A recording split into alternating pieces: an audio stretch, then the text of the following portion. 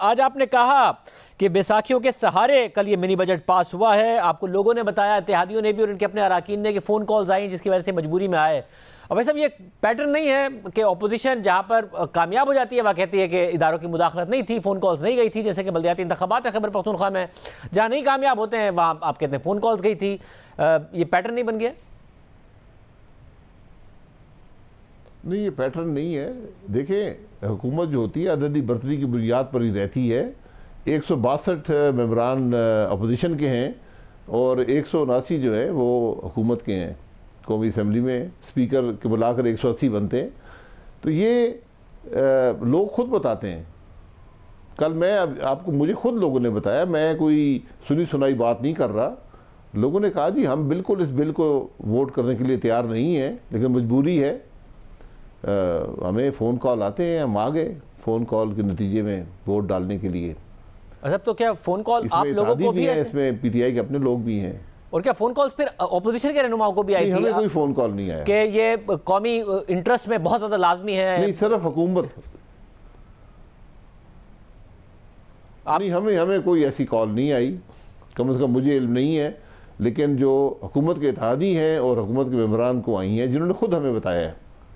वैसा मगर क्या ऐसा नहीं है कि वो फिर एक एक्सक्यूज़ है जो आपको इत्तेहादी और नाराज़ अरकान जो आपसे रब्ता करते हैं वो देते हैं?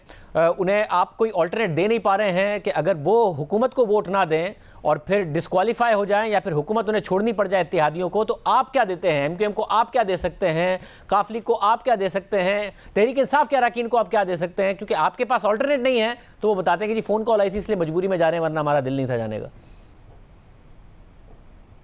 देखिए, ये कोई ले और दो का मामला नहीं है, मुल्क की सियासत है, मुल्क के मामलात हैं। ये इत्तेहादी भी जानते हैं और PTI के मेंबरान भी जानते हैं, और इसका वो इजहार करते हैं कि जो इस हुकूमत की पॉलिसीज़ हैं, जो नाकामी है इस हुकूमत की, जो महंगाई मुल्क के अंदर है, हम तो हल्के में जाने के काबिल नहीं हैं, हम तो इलेक्शन लड़ने के काबिल नहीं हैं। और हर दिन जो हुकूमत के साथ रहेंगे हमारे वोट में और कमी होती जाएगी। और कल जो 750 अरब की जो महंगाई का बोझ अवाम पर डाला गया है, लोग ऐसे, कोई असम्बली का मेंबर भी ऐसे बिल को वोट देने को तैयार नहीं होता। जब आप बजट पास कर लिया आपने 6 महीने पहले, फिर 6 महीने बाद आपको याद आ गई कि नहीं अब तो मज़ीद हमने अवाम पे बोझ डालना है, तो कोई शख्स भी इसको वोट नहीं देना चाहता। तो ये एक हकीकत है कि आज ना इत्तेहादी खुश हैं ना मेंबरान अपने खुश हैं, जिसका इजहार कल उनकी पार्लिमानी पार्टी में भी, मीटिंग में भी किया गया। लेकिन ये बैसाखियाँ हैं, ये मौजूद हैं, उनकी मजबूरियां हैं, वो वोट देते हैं। लेकिन आप देखेंगे कि ये मामला ज़्यादा अरसा नहीं चल सकता। वैसे अगर ये जो बैसाखियों वाले मामले पर आने से पहले मैं एक दफ़ा फिर ये जानना चाहूँगा, आपने कहा कि सियासत है, जब सियासत में गिव एंड टेक तो होता है ना।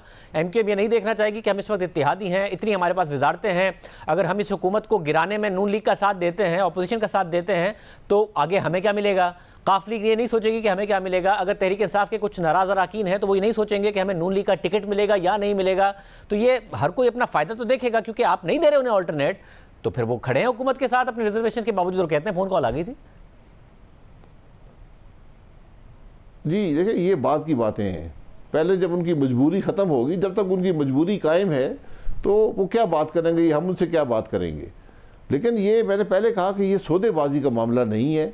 अगर वो समझते हैं कि हुकूमत नाकाम है, हम उसके साथ देंगे तो हमारी सियासत नहीं रहेगी, उसके बाद सियासत में डिस्कशन भी होती हैं। जब इलेक्शन आएंगे, इत्तेहादी कौन बनता है, किसको टिकट मिलता है, ये फैसले उस वक्त किए जा सकते हैं। लेकिन आज कोई झूठा वादा करके चंद वोटों की खातिर ये चीज़ें मुमकिन नहीं होती, ना ही ये देरपा होती हैं सियासत में। जब आप कहते हैं कि बैसाखियाँ अभी भी मौजूद हैं, फ़ोन कॉल्स अभी भी जा रही हैं, तो फिर शेख रशीद साहब ने दुरुस्त कहा था कि शख्सियात के बदलने से इदारों की पॉलिसी नहीं बदलती। इदारों के प्लान्स होते हैं 10-10, 15-15 साल के।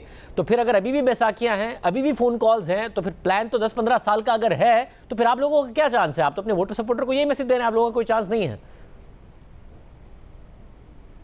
देखिए, हम तो यही बात कर सकते हैं कि इदारों को भी नज़र आएगा कि मुल्क की आज क्या हालात हैं, अवाम क्या सोच रहे हैं, अवाम इदारों के बारे में क्या राय रखते हैं। ये सब चीज़ें इस मुल्क की हकीकत हैं।